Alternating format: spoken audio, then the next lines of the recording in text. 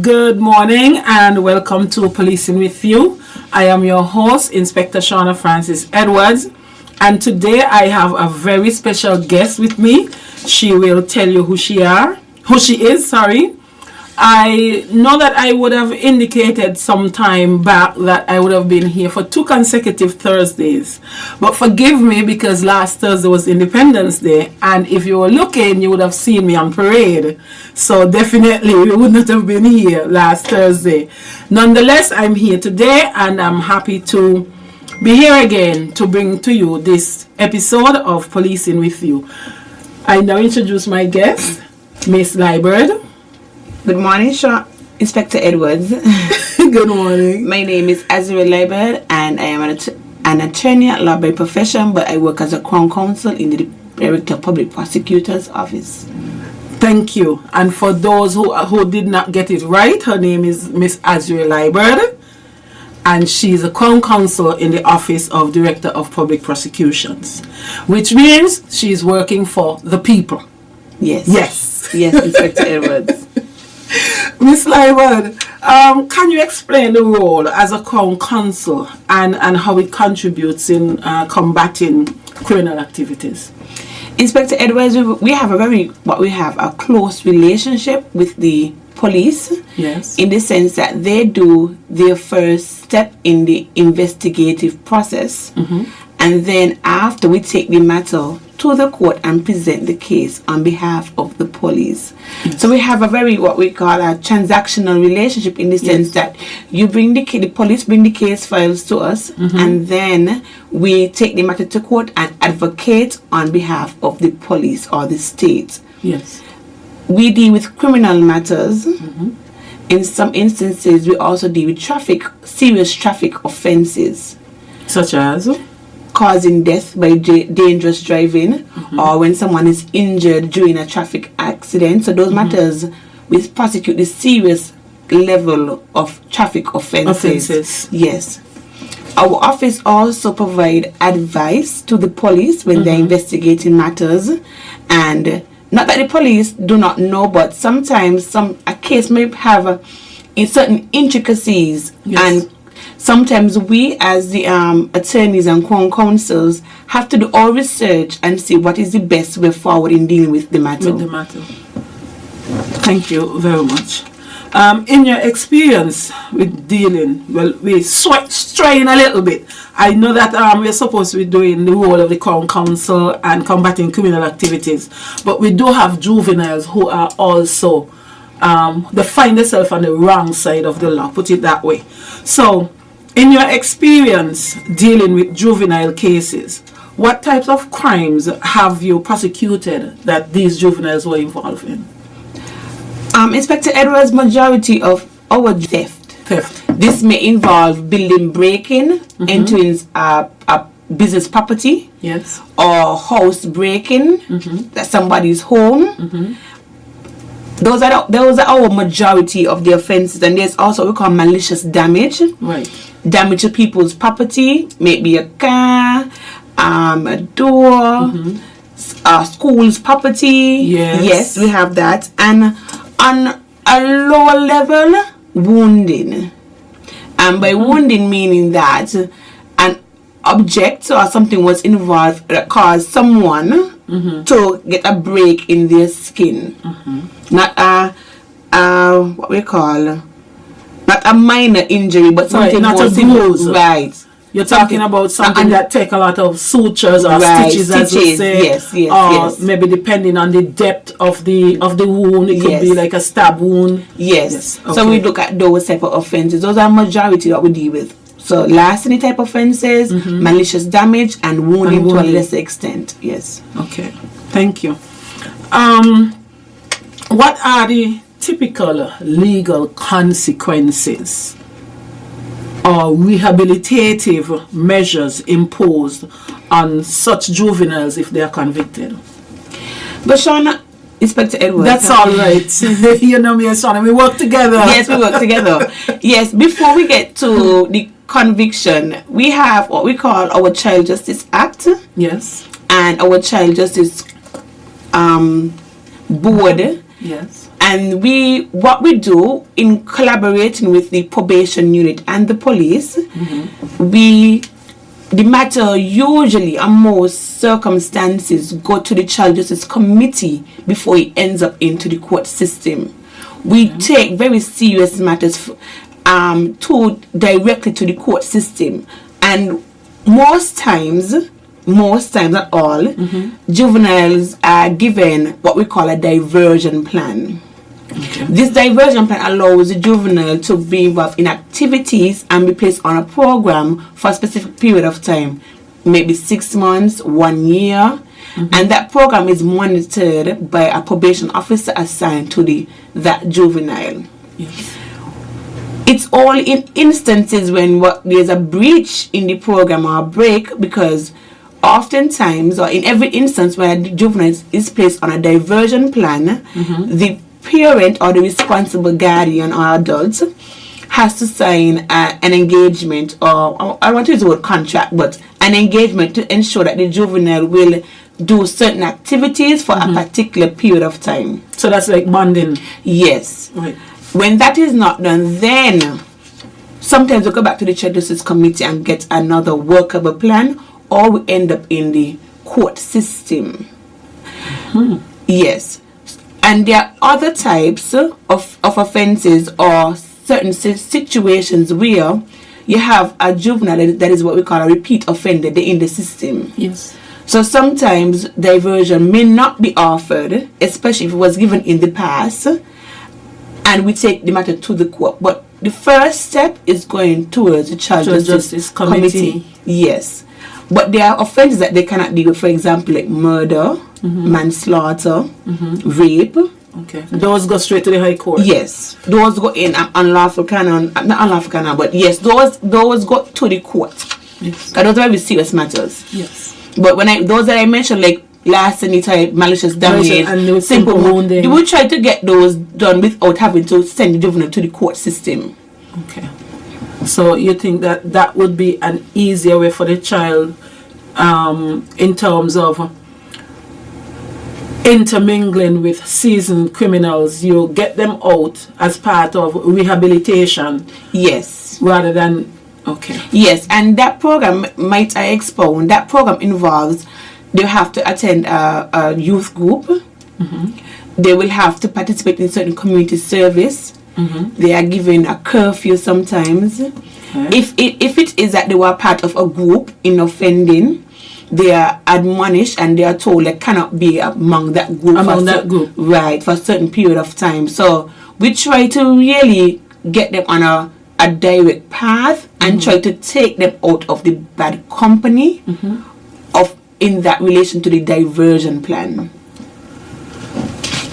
That's like you get a second chance. Yes. And everybody deserves a second chance in life. Yes. Okay, from your perspective, how effective is the juvenile justice system now in rehabilitating the young offenders and preventing recidivism? Inspector Edwards, there's a perfect system. There's no perfect system, and it takes everyone participation, that is the government, our communities, and the families. Okay. And oftentimes I was in a situation at a particular offense, I think it was earlier this year, and there are about 4 juveniles, and Inspector Edwards, all of the parents that were there came from low socioeconomic status, not low income households. Minimum wage paid minimum paid workers. Yes. So the effectiveness, it is working, it can work.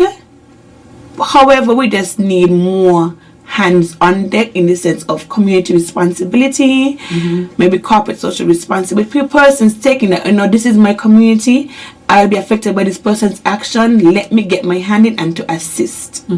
For example, if you see a child on the road past a certain time, or jumping over somebody's fence. They say, when your neighbor house on fire with yours. Yes. So in that instance, you will go and talk to the parents and ensure so that that child eventually, days later, don't come and to break into your house. Right. So the effectiveness, the system can work if all parts are playing, are working and doing their part together. Yes, I understand you loud and clear. The enforcement of curfew laws for juveniles was recently highlighted. What are your thoughts on the potential impact of strictly enforcing this law? Shauna, as I said earlier, I had a situation this year matter where all of the parents were minimum wage workers and all of them work on what we call a shift system. And I do agree we need to strictly enforce it. However, sometimes the circumstances does not allow. For example, single parents household, the mother is working in a hotel. And she on the night shift? She's on the night shift. She left home. She told the children to stay inside. She will call and check in. And then the one time she didn't call, the child is on the road wandering. Now, this mother, our parent, has done all he or she can. Yet the law now holds them responsible. Yes. And there are situations where, in circumstances that parents do not do anything at all to provide for their having to work a night shift or a shift where they will not be able to monitor their children at certain times when the curfew is being enforced. So it provides for responsible parenting, and it also allows for the community, in my opinion, to play again a role, in the sense that the mother or father is out working. You see the child on the road. As a neighbor, you call the mother and alert them, or you tell the child, go back inside, the mother is not home, who is inside, something like that. Right. Yeah, so it provides for responsible parenting, and there are some parents that do all that they can, Inspector Edwards. I know that they can. I know. And you can take the horse to the water, and you can't force it to drink. Right. So yes, it's two sides to the coin. Yes. And it is an important law, especially for those parents who do not do what they can within their power. But I know those that do sometimes will end up fall victim, because the dragnet it catches everybody. Yes, so it allows for responsible parenting, and it also allows for responsible community efforts and responsible neighbor.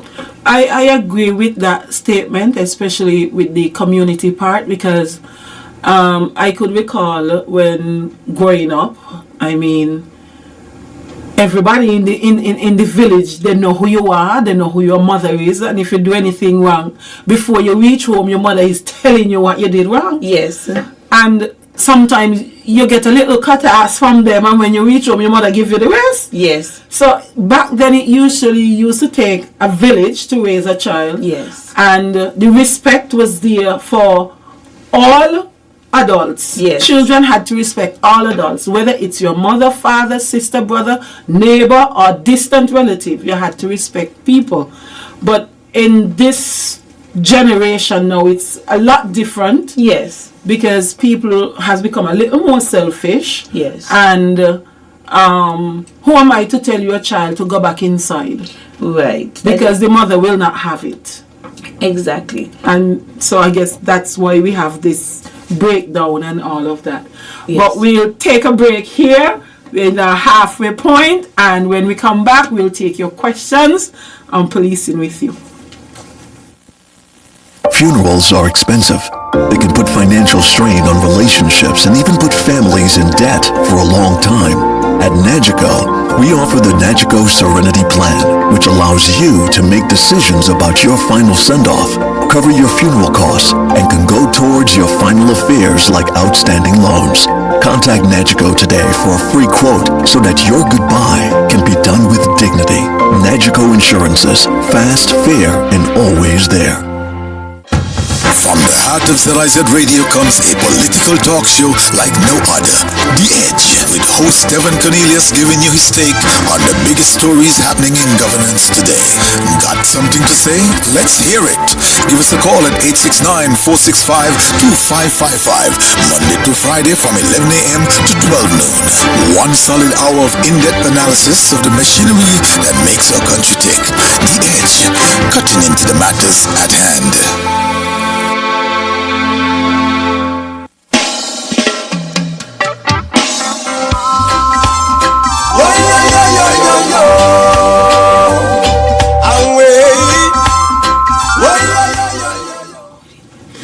Well, and welcome back to Policing with You. I am your host, Inspector Shauna Francis Edwards, and I have with me Crown Counsel Azure Liebert, who is a lawyer in the Office of the Director of Public Prosecutions.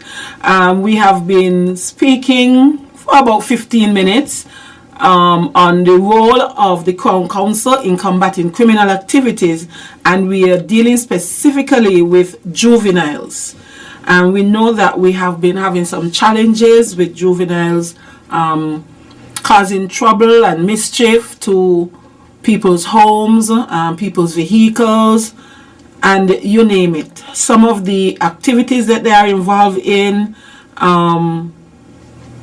those are crimes that you will think adults will do and not juveniles will do, but they still go through these instances where they are caught doing wrong things. Miss Liebert, good morning, caller. And good morning to the director, what? Crown Counsel. Crown Counsel. Is this Miss, what's your name? Crown Counsel, okay. Yes. You work in the Attorney General office, right? Director of Public Prosecutions, DPP. Oh, you DPP. Okay, yes, lady. It's good that you come to the show because you are very important. It's what's going on with juveniles in Fake. Because it look like the establishment them supposed to deal with these youngsters around bars and nightclub late drinking top shelf drinks. Where you have officers around in plain clothes and then they were calling them and pull them away and ask them how old they be. We have some serious problem in St. Kitts. And we are counting on you all. Because I tell you about this, don't put Zante. But he look like he carrying the country to make another man feel look good. Do your work, you're in the engine room, everything will come back to you, my good friend. Miss Queen Counsel, we have some serious problems. We have a lot of youngsters going around town with knives in the pocket. You're going to a bar, you're going to a function, where you're going to need knife for? You got somebody to murder? Years ago, you used to see the butchers them go down to the public market and their knives wrap up. Police see the knife, they're calling you. All of a sudden, the nuclear police now call these people and ask them a question. That's why we're getting so much offenses with these youngsters. Because the system look like it works. Many times they come here and the commissioner shows you to listen because not big radio up there. And they keep blind eye to these things. The country's slipping, you know. The other night you had 3 Spanish men try to spark off on Bank Street. If we was on the focus bench, didn't talk and let them know, look, y'all come here, come make a living. Not come give this little country bad name. Well, they got me to deal with, you know, because I don't talk when I see the wrong. Mistress, we are counting on you all. You all got to go and set up a proper juvenile court. Because we don't want to come in, you know. These young boys coming with different attitudes. The next thing I would like to say to you all is to get on to the Attorney General and tell him, bang this thing name wrong. Ban it. Ban it. It's piping the youngsters them and getting them fit. so damn stupid. It hurts me when I see, but you just gotta leave them. I'm from Morristown, I know badness years ago, I'm from the Bedford, yeah. I know we go. Mistress, we have some serious problem. The police, they must do the work when they see these youngsters around these bands. And they go when Hanley go on function and he see a youngster hang and call them, you know. He gonna just put himself in a position and they had the signal, come here. And he move away from the car. How old you be? You don't see this. You go cross how he's coming around the whole one shop. You could be a lady where I'm blow come cross them Hanley and Mary they can them stop for them all them by see you in one shop. That's not one. What is it? It's 9 o'clock at the factory unemployed for 9 o'clock. It's a problem. And we have problem and we gotta fight this, you know. Because you have no winter up in this country. Remember me come here in the platter and the iron board bring me here. I born here. Talk here. Have a good day, Chef. Thank you very much, caller. Good morning, caller. Hi, good morning. I'm just trying to say you all have a good point that neighbors should be looking out for these children. But these parents nowadays, they're not like the parents a long ago. I was one of those parents. You make me child doing something wrong, you beat them, no problem with me. You come and you tell me, you know something gonna happen. They know once somebody see them who know me, they don't scared because they know. Once they see me and they tell mommy, I ain't problem. At school, they didn't like me to know the teachers because they know the teachers gonna call me and they're in problem when they get home. Anyway, one time I was living in Cairn. I'm not living overseas. I was living in Cairn. And he had this child used to come from Lodge and never go to school. She used to go by a cellar house. And I and the mom used to work together. And when I learned that, I went and I tell the mom, I tell her everything. Thinking I was doing something good. I tell her by herself. Next day the co-worker called me by myself and she say, girl, will you tell humanity about the child for? She said, well, girl, she cuss you all day. That she ain't weekend put you to watch the child and don't watch the child. And this is the attitude about the parents today. Don't watch me child, go watch yours.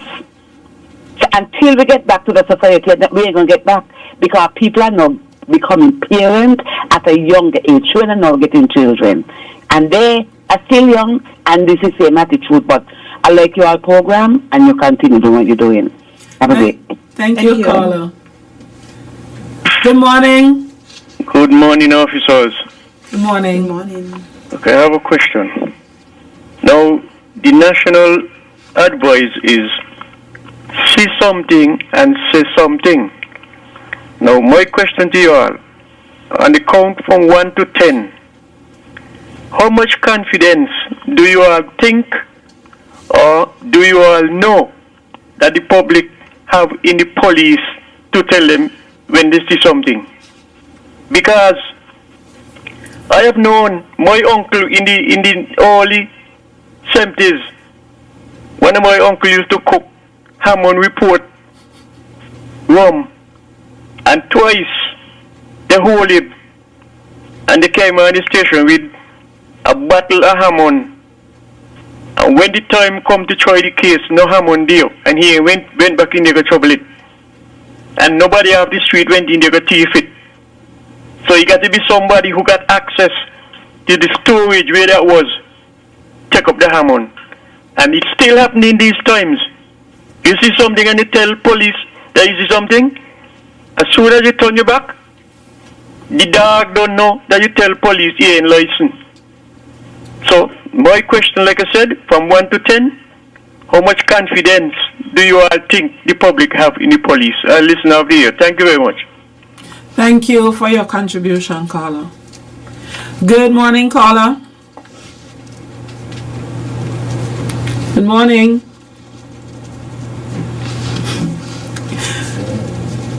Right. Okay. Good morning, caller. Good morning. Wonderful program. Thank you. It really takes a village to raise a child. And in doing this, people have to be honest, loyal, and genuine. I mean, if you see a child doing something, don't bother to say all kind of things to the neighbor and to other people about the child before you go to the parent. You know, some of them do the broadcast the child, and then you come to the parent. That's not good. come to the parents, talk to the parents, and, And the thing about it, we as parents, we need to instill that the children go to Sunday school and church. They need these values, they need this foundation. And one question, what age is considered juvenile? At what age juvenile ends? 17, 18, 16? Under the age of 18. Under the age of 18? Yes. Okay. Wonderful program. And we have good children. They're young people, and they're going to be the future prime minister, teachers, and, let's continue to pray for them and uphold them. Yes. They can be good children. Thank you, Carla, for your input. Good morning, Carla. Good morning. Good morning, Carla. All right. Yes, Miss Liebert, do you think that the parents should be held responsible for their children when they violate the curfew laws? Given the law provides that parents are responsible for a child or children once you're under the age of 18. Yes. Yes, strictly speaking, with the black letter law, yes.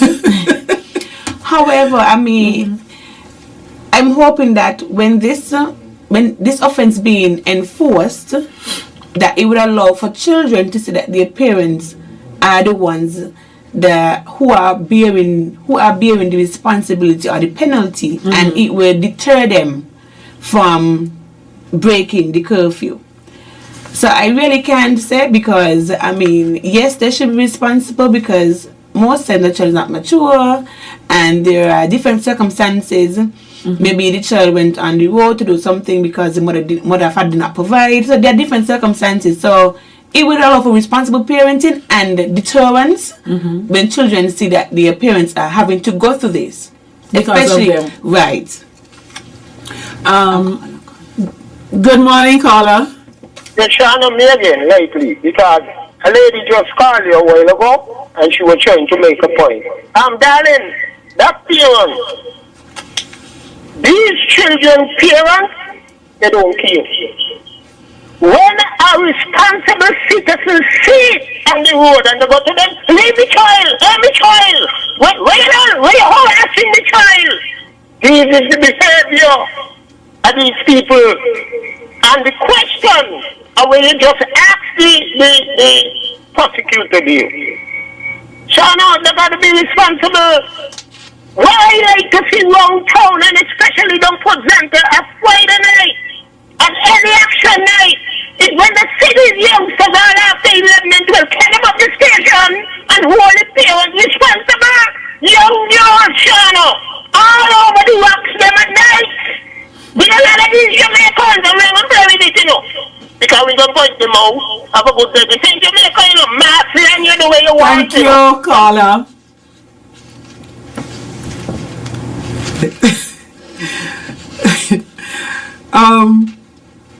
Ms. Liebert, how does the Crown Counsel's office work with law enforcement to ensure effective prosecution? I know that we do work with, the police do work with you all, and you would have explained that earlier.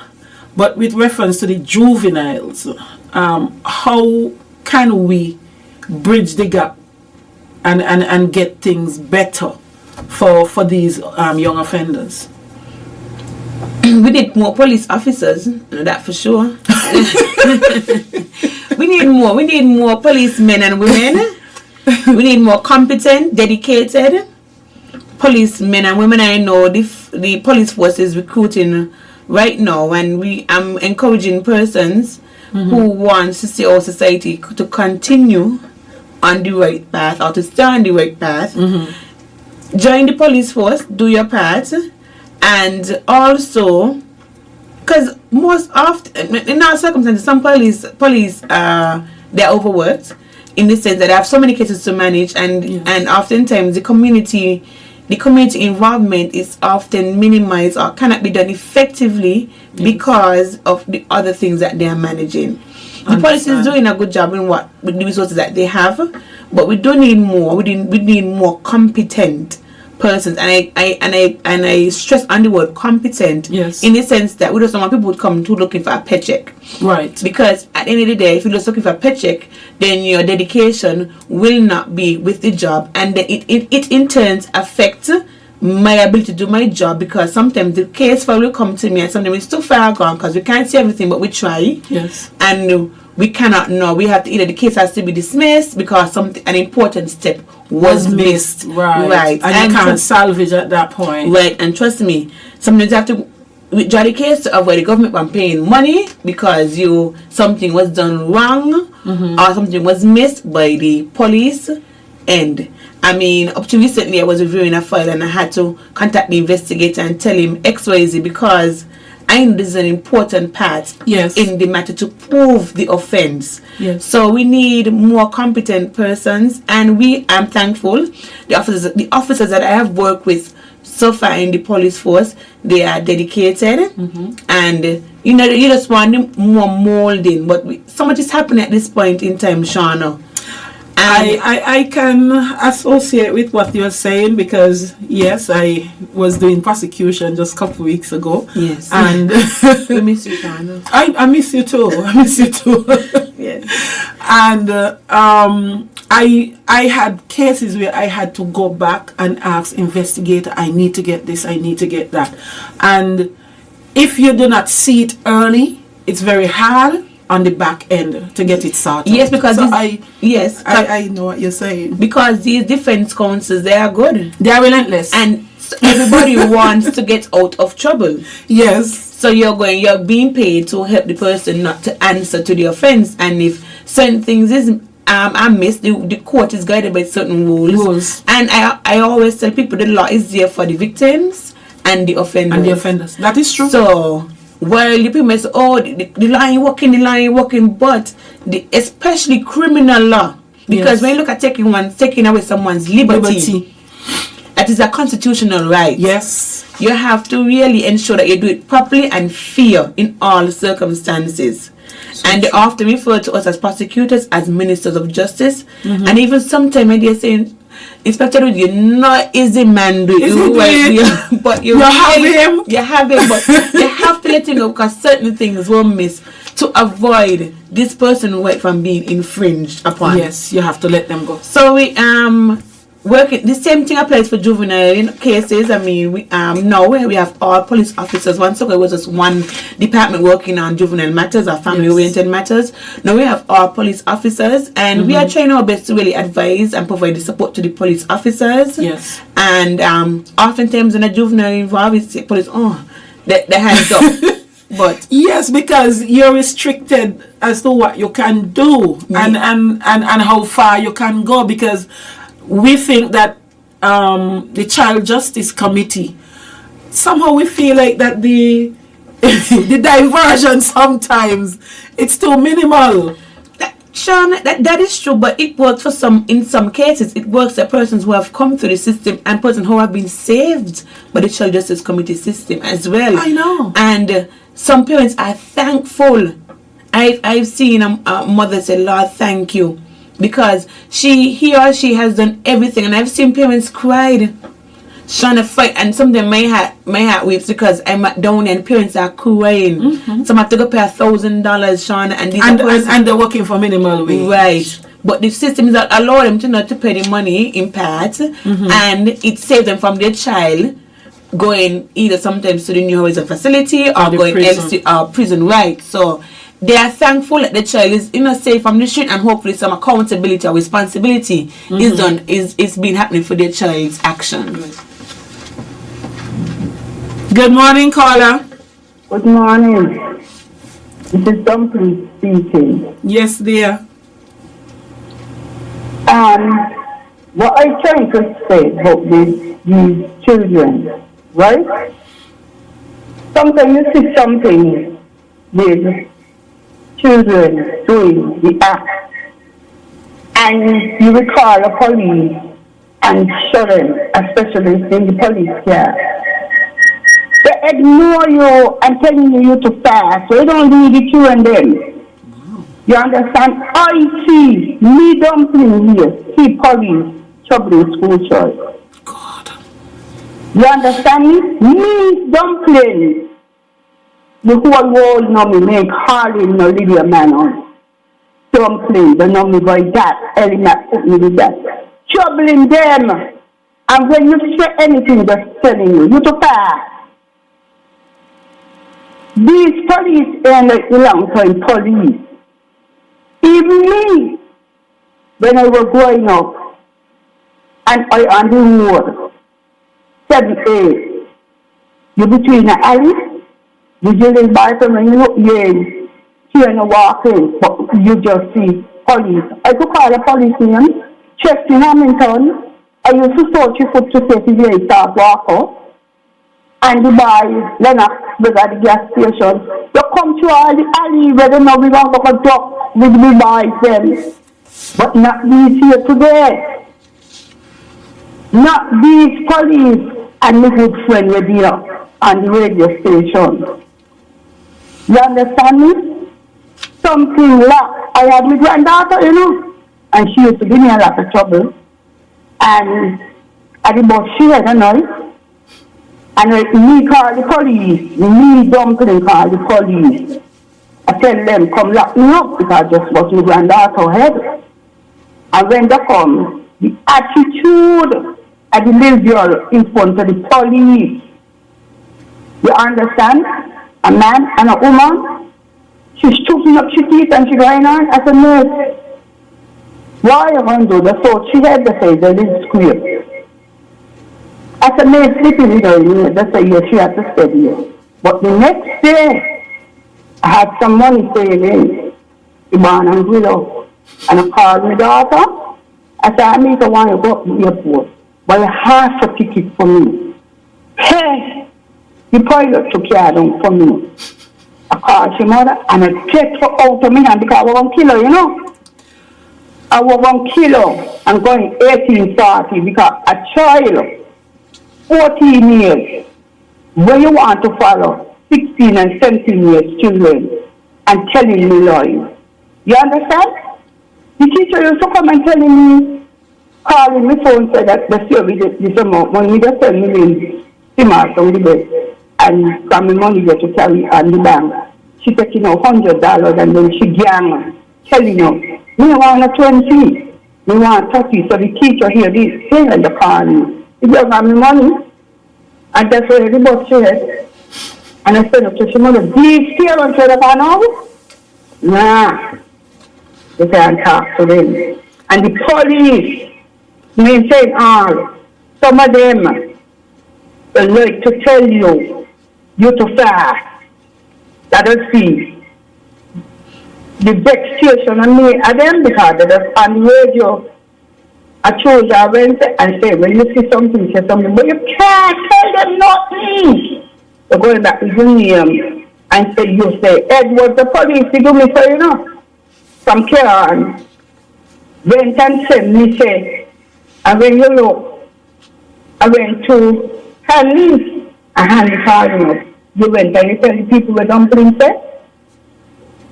He said, the girl and he was the girl and he asked her a question. And she said, he tell you, he got to be Dumpling. And so he tell her, me say, and she come back and tell me because for me, she and he. So you have to know who to talk to. And the need to deal with the school, with these children. And the parents, but parents said that the children and the children walk in the footsteps. That can't happen. But only the teacher and all the police a lot of trouble and the lawyer. Lawyer, this is Dumpling. Thank you. Before you can listen offline, Dumpling. With reference to the officers who you say interfere with school children and then they will say you're fast. Try get the name of the officer. If you can't get the name, look for the number. They have a force number which is on their right pocket. They tell me so. Right, and then you call the station and you make that report. It was long time. I did tell the police about it. I did tell the commissioner over in Nevis. And he tell me he don't deal with it. But I don't really see the police then who was in the car. Meaning if they send them Nevis, fig it there or whatever. But was a long time. Make the complaint. You should have made the complaint, sir. But thank you very much for your input. They need you know. Them police here, you know, some of them, you know, they easy. They was on the street by them. They was on the street by them.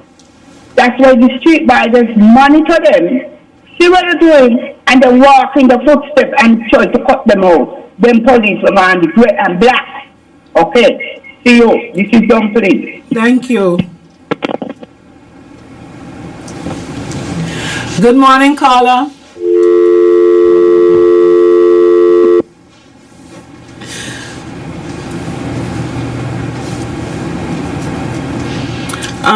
Yes, Inspector Edwards, to piggyback on the callers, when this is something that the police have certain built-in mechanisms. There's the force number regulation number. The force number, yeah, and you can make complaints, and yes. you know, we need it takes a whole of everyone's participation, everyone's responsibility to ensure that we can really take control of we remain in control of our communities, especially dealing with juveniles, right? And as the caller said, and they are really commendable, good police officers. They are. And we should not judge the whole by a few. And they are those who are very hardworking, and you can really count on them, and who take great interest in the job and trying and saving, especially juveniles. We try, but sadly sometimes we all painted with the same brush. Yes. So that's part of the job that we have to live with. In your opinion, what role does the Office of Director of Public Prosecutions play in shaping policies to reduce youth crime and improve public safety? Well, when we are asked, we do go to sessions and we speak to the youth and different things. We have issue delinquency such as maybe sexual activities and different criminal activities, as I referred to earlier. And we provide advice on certain things. So we do our part and we see what offenses are common or are popular in the system, and we try to advise the probation officers in helping them to do their job more effective, so we can curb certain things. Okay, so which means you go to schools as well. I know you talk about probation officers, but do you go to schools? We have not been to schools as yet, but my boss, Mr. Ali Smith, he is encouraging us that we have to begin to do that. And we are starting by coming here on the radio program with our involvement in the community. But I've been to sessions where he has instructed me to attend, where I've spoken to at-risk youth on two or three occasions in speaking and shedding light on certain issues. Okay. All right, ladies. Well, thank you so much for your time this morning. Thank you so much, Inspector. Thank you so much, Crown Counsel. It's time for our Cultural Heritage Program from the Department of Creative Economy. Want to know.